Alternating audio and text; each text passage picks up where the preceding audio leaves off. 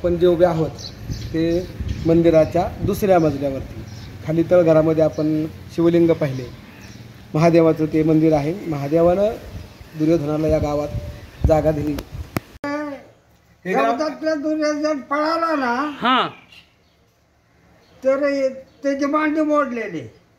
हा हा मांडी हा बरोबर. गंधारीने ज्यावेळेस पट्टी खोडली हा हा हा तेव्हा कृष्ण बसला होता फुलाचे लांग घेऊन. हा गंधारीने पट्टी सोडल्यावर जिथवर ती नजर जाईल तिथवर वज्र शरीर होणार होतं. हा वज्रच. त्या कृष्ण बसला आला का म्हणला लहानपणी आयच्या पुढं भोगळं राहिलं काय नागडं राहिलं काय. आता मनगटावरती दिसते झालं तर आयच्या पुढं भोगळा जाणार होय. हा हा तेव्हा कशी काढली मूर्ती कशी काढली तिथं त्या छेनीने काढली. हा छेनी छेनी छेनी लावली अशी आणि हांडी अशी केली की बघा निघाली लगेच निघली का. हा तालुक्यातील एक दुर्गा हे छोटंसं गाव आहे आणि या गावामध्ये महादेवाचं प्राचीन असं मंदिर आहे 1,500 ते 1,000 वर्षापूर्वीचं. आणि त्या महादेवाच्या मंदिराच्या वरती शिखरामध्ये दुर्योधनाचं मंदिर आहे. आणि तिथूनच जवळ उत्तर वायव्य दिशेला नदीच्या किनाऱ्यावर अश्वत्थामाचं पण मंदिर आहे. जगामध्ये दुर्योधन आणि अश्वत्थामा यांची संयुक्त मंदिर असलेलं एकही गाव कुठंच नाही आहे. ज्यावेळेस दुर्योधन हा जखमी अवस्थेमध्ये युद्धामध्ये ज्यावेळेस जखमी अवस्थेत तो पडला होता तर त्यावेळेस त्याला कृतवर्मा कृपाचार्य आणि अश्वत्थामा यांनी रथात घालून इकडे आणले. काही मोजक्या सैनिकाबरोबर असं म्हणजे हे जे नारायणी सेनेचे होते यादव सैनिक त्यांच्याबरोबर त्यांना इथं जखमी अवस्थेत दुर्गावमध्ये आणलं. आणि इथं मग त्याचे उपचार केले. पण इथं आदिवासी लोक होते अगोदर. इथं दंडकारण्य होतं पूर्णपणे जंगल होतं घनदाट असं. आणि ह्या अरण्यामध्ये त्यांच्यावर उपचार केला आदिवासी लोकांनी इथल्या. पण ती काय जखम बरं झालं पण नंतर एक तापाच्या आजाराने त्यांचं निधन झालं अशी गावातली लोक सांगतात. इथं आख्यायिका आहे. नमस्कार. आज आपण एका अनोख्या अशा ठिकाणी चाललेलो आहोत. महाभारत सर्वांनी ऐकले असेल. त्या महाभारतामधीलच एक व्यक्तिमत्व आणि संपूर्ण महाराष्ट्रामध्ये एकमेव ज्यांचं मंदिर ज्या ठिकाणी आहे त्या गावामध्ये आज आपण चाललेलो आहोत. त्या गावाचं नाव आहे दुर्गाव.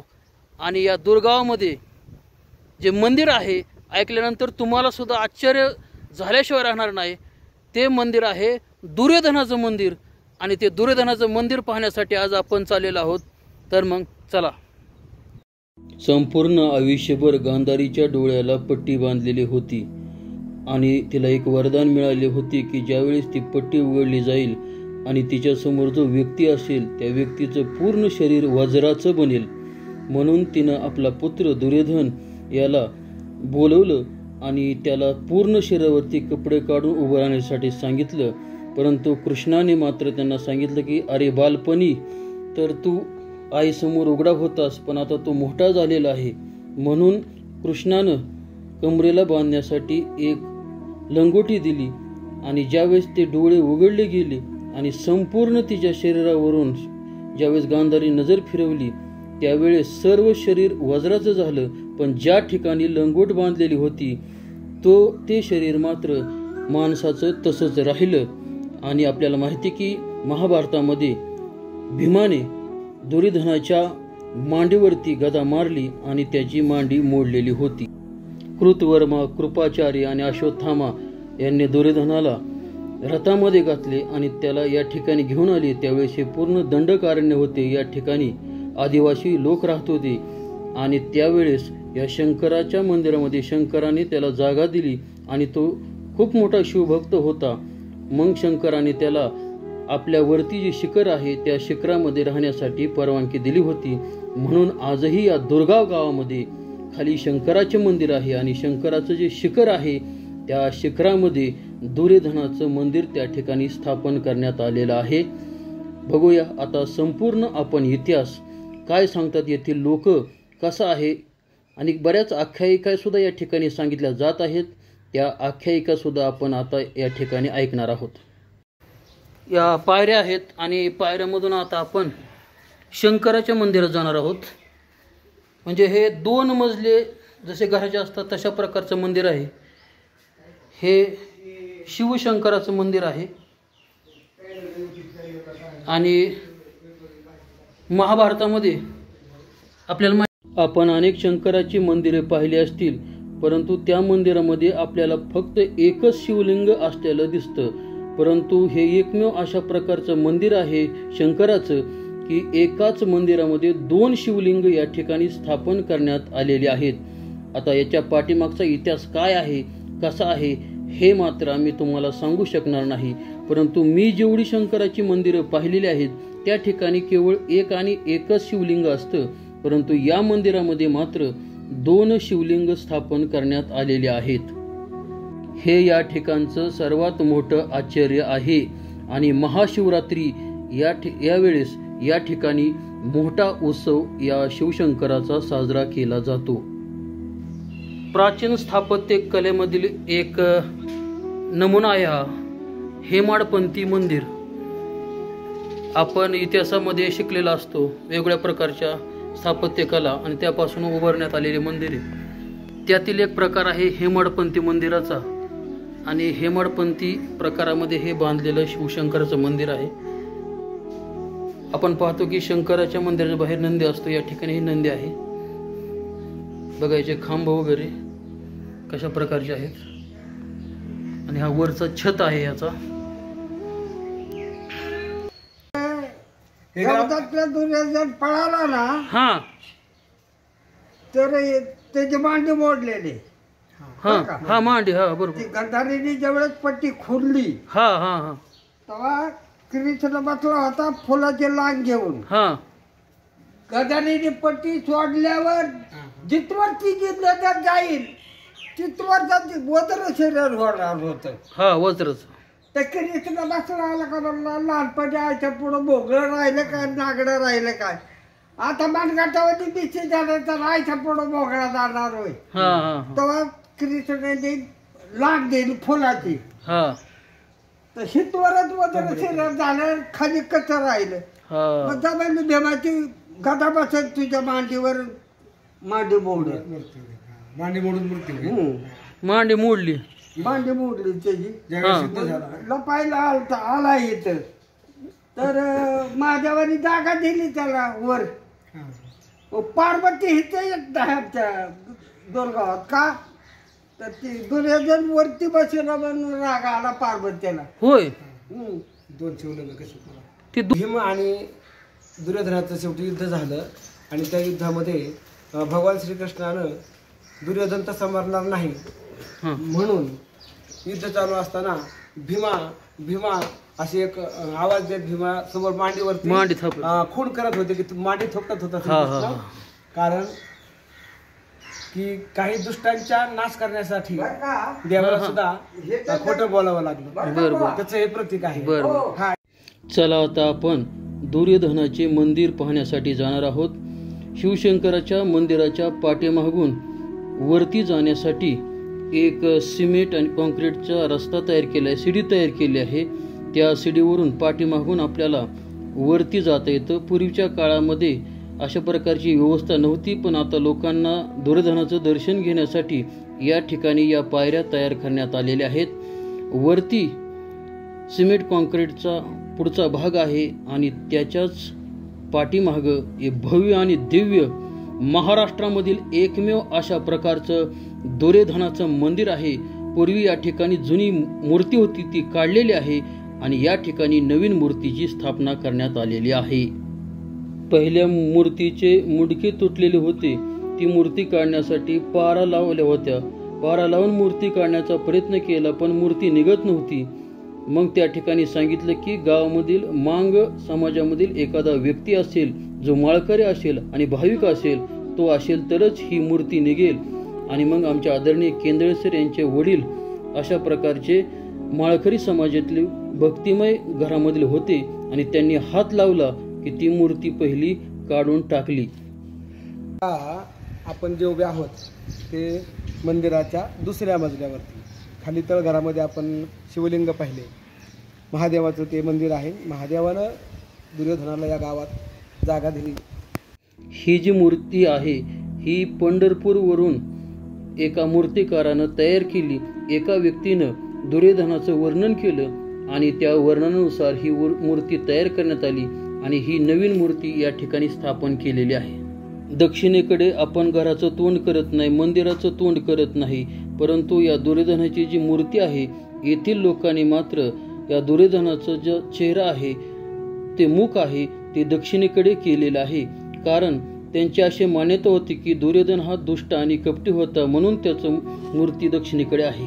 आतमध्ये मूर्ती पाहिली ही दुर्योधनाची मूर्ती, कौरवांचा भाऊ, मोठा भाऊ, महाभारतातलं एक खलपात्र, त्याच्यामुळं एवढं मोठं कौरवांचा महाभारत नायक. घडलं.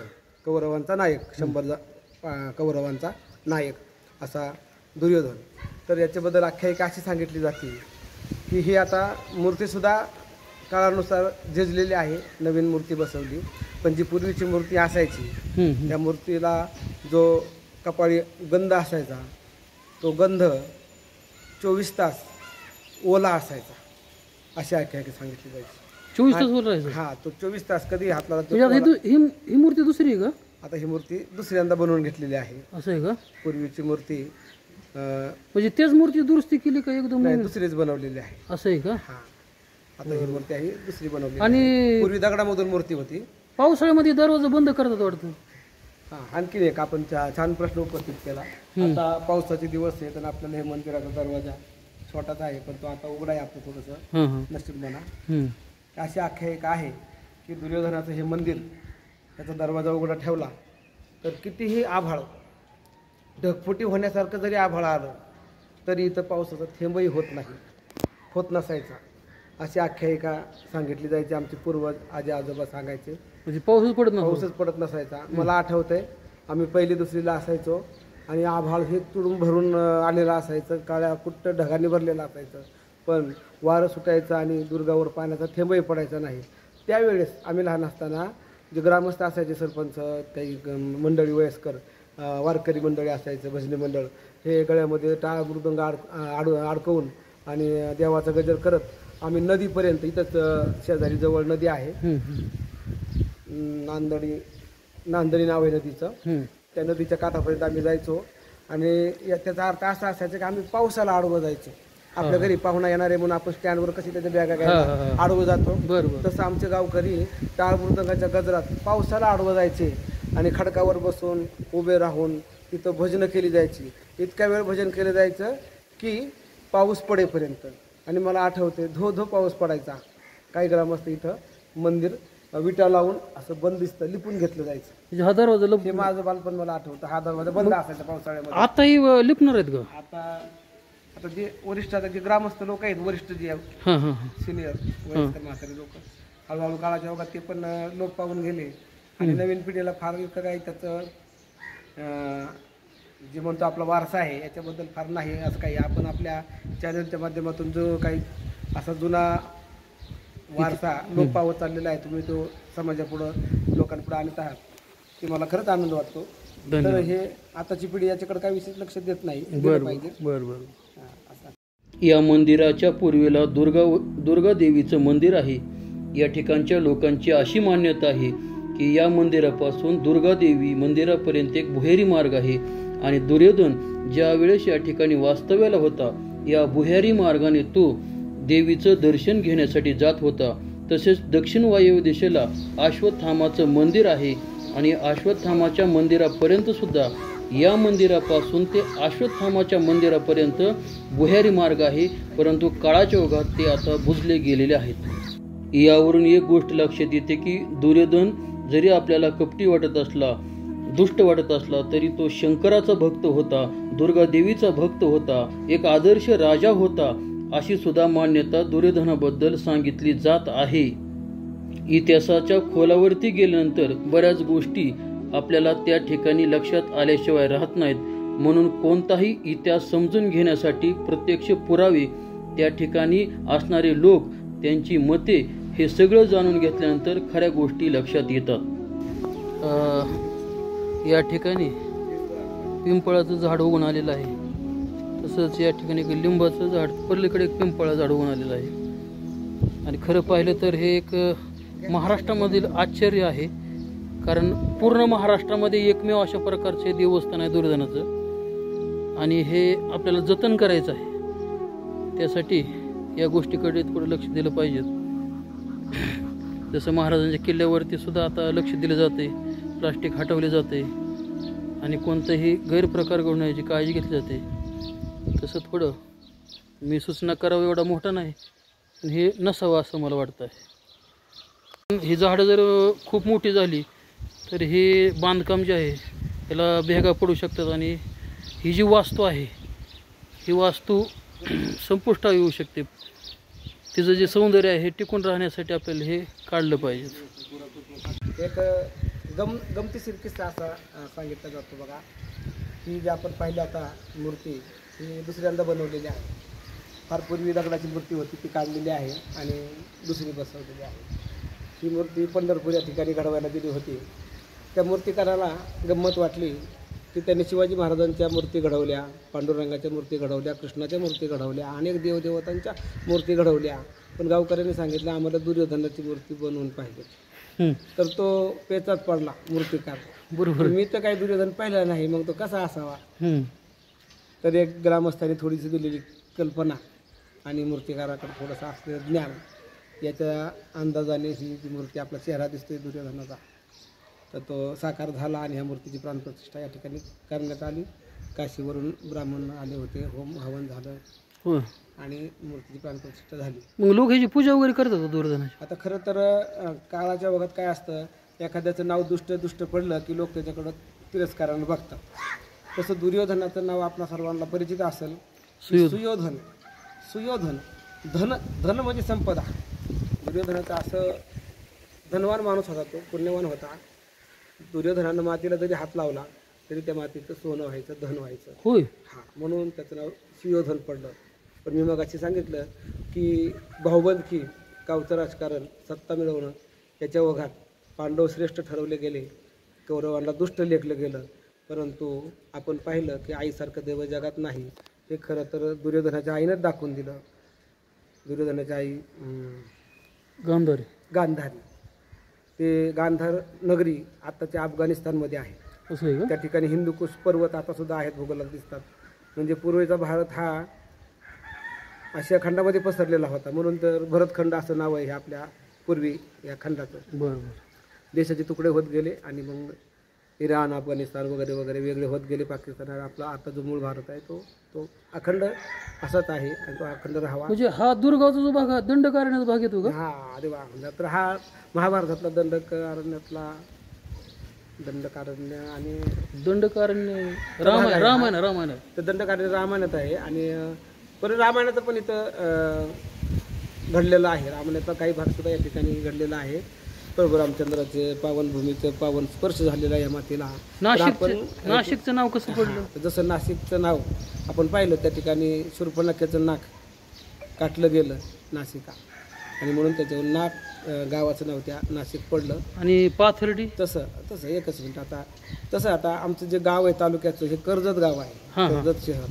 तर इथं दुर्गावला दुर्योधनाचं वास्तव्य होतं आणि कर्जत हे तालुक्याचं गाव आहे. त्या गावाचं मूळ नाव आपण जर ग्रंथात शोधलं तर ते कर्णग्राम असं आहे. कर्णग्राम म्हणजे दुर्योधनाचा मित्र कर्ण होता आणि कर्ण हा पांडवांचा मोठा भाऊ होता. पण द्रौपदीने त्याला, आपल्याला माहिती बाकीचा सर्व इतिहास, बाजूला टाकलं होतं. आणि तो कर्ज त्या ठिकाणी त्याचं वास्तव्य होतं.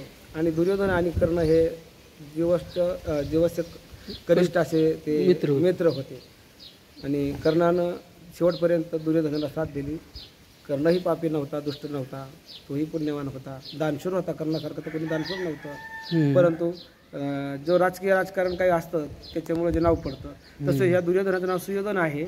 या ठिकाणी आमच्या सरपंचांचा, आमचे जे नेते आहेत अशोकराव जायभाई, त्यांचा एक मानस आहे की आपण काहीतरी या गावात दुर्योधनाच्या नावानं उत्सव सुरू करूया. असं आहे का? त्यासाठी आमचे मित्र बाळासाहेब जायभाई हे संशोधन करीत आहेत. त्यांच्याकडे भरपूर मोठ्या प्रमाणात लेखन उपलब्ध आहे. आपल्याला त्यांना आता भेटायचे, त्यांच्याकडे आपल्याला भरपूर माहिती मिळेल आणि थोड्या दिवसात आपल्याला वेगळं स्वरूप या गावामध्ये पाहायला मिळेल.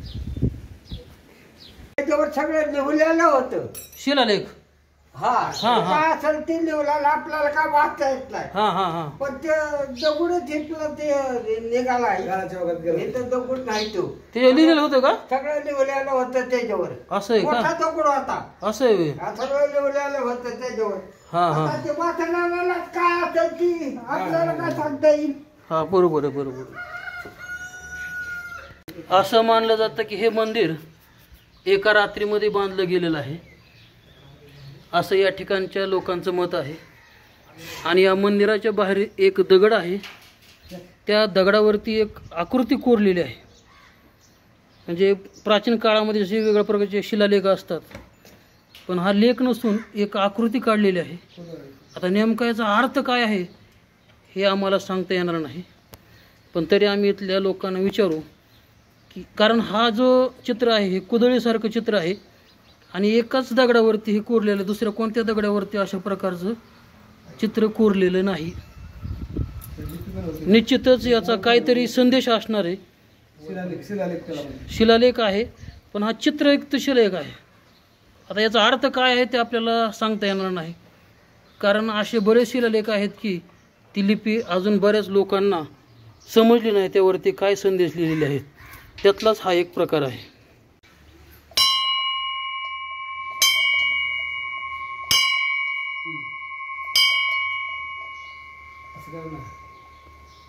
पहिली मूर्ती खराब झाली होती का? असं आहे. असं आहे. मग ती कधी काढली? कशी काढली ती? काय म्हणते अलीकडे मला कशी काढली मूर्ती? कशी काढली? तिथं ते छेनीने काढली. हा, छेनी छेनी लावली अशी आणि हांडी अशी केली की बघा निघाली. लगेच निघली का? हा. तुम्ही काय केलं त्यात? समजा मग अगोदर तर पारी लावल्या सारं केलं पण निघाला. हा, तर समजा मग काकाने मग सांगितलं म्हणजे मांग पाहिजे, माळकरी पाहिजे, भक्तिवान पाहिजे, अशा मागा कोणती हालत. असं आहे. आणि मग म्हणजे नाना म्हणजे हे म्हणजे आणा आणि छरी तरी किती घेवडी छरी हा. थोडा अशा हल्ली आणि असं केली की होय, तुमचा हात लागला लगेच निघली. हा त्याच्या अगोदर हल्ली नाही. नाही होय. आणि मग ही दुसरी मूर्ती कुठून आणली? पंढरपूर. जाऊन आणलेल्या तिकडून जाऊन आणलेल्या ती लगेच बसली का मग? हा. होय. मग तुमचा हात लागला लगेच बसली ती मूर्ती. बरं. मग दुसरी समजा मग बसवायची. म्हणजे पहिल्या मूर्तीचं मुडकं मोडलं होतं का? हा ती आता मूर्ती आहे तेवढी होती का त्यापेक्षा मोठी होती? कवा आता आहे ती पहिली मूर्ती लहान होती. असं आहे का? हा, एवढी. तर निघत नव्हती. हा. असं आहे. आता जर मोठी आहे उंच आहे. मग ते पहिल्या मूर्तीचं मुडकं मोडलं होतं. हा. बरं. आणि एक विशेष आहे समजा अजून बी तिकडे समजा दरवाजा आहे ना हा, तर इटाने बघा बुजायचा हा, तर पाऊस शिवाच्या आत हा. नाही तर एक थेंबी येत नाही. शिवाच्या आत ना? हा. आणि पाऊस चौकट जर झाला तर पाणी बघा येत बघा नदीला, पण गावात गावात पाऊस पडत नाही. त्यापेक्षा हा बाजारात दिसलं काय हा, की त्या इटा काढकडे टाकायची म्हणजे मग पाऊस भरपूर. होय. हा. आणि ती शिखरात काय बसवली मूर्ती? हा.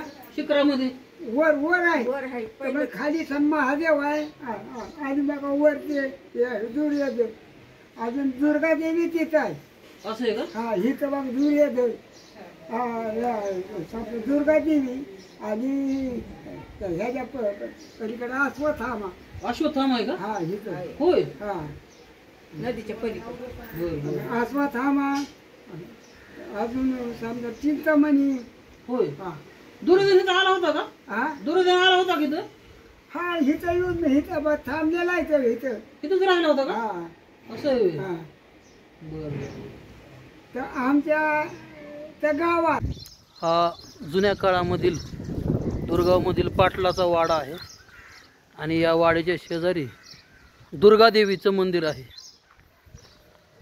आता या ठिकाणाहून म्हणजे दुर्योधनाचं मंदिर आपण जे पाहिलं त्या ठिकाणाहून दुर्योधन या ठिकाणी दर्शन घ्यायला यायचा दुर्गादेवीचं, पण तो जमिनीवर येत नव्हता. तर त्या दुर्योधनाच्या मंदिरापासून दुर्गादेवीच्या या मंदिरापर्यंत एक भुयार आहे आणि त्या भुयारी मार्गाने तो या ठिकाणी दर्शन घ्यायला येत होता. हे आहे ते दुर्गादेवीचे मंदिर.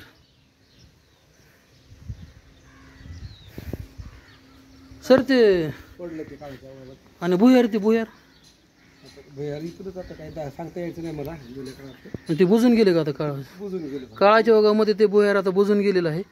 पण या ठिकाणचे लोक सांगतात की दुर्योधन ज्यावेळेस या ठिकाणी वास्तव्याला होता त्यावेळेस त्या भुयारी मार्गाने या दुर्गा मातेचं दर्शन घेण्यासाठी या ठिकाणी तो येत होता. म्हणजे तो किती धार्मिक होता किंवा हो, तो सुद्धा भक्त होता, एक धार्मिक होता. गुरु द्रोणाचार्य आणि कृपी यांचा मुलगा अश्वत्थामा, महाभारतामधील हे एक पात्र आहे. आणि अश्वत्थामाचं मंदिरसुद्धा या दुर्गावमध्ये आहे. आणि या मंदिराबाबत आज देखील आख्यायिका सांगितली जाते की अश्वत्थामा हा जिवंत आहे आणि तो आजही तेल मागण्यासाठी घरोघरी वेगवेगळ्या रूपामध्ये या ठिकाणी येतो, असं या ठिकाणच्या लोकांचं मत आहे.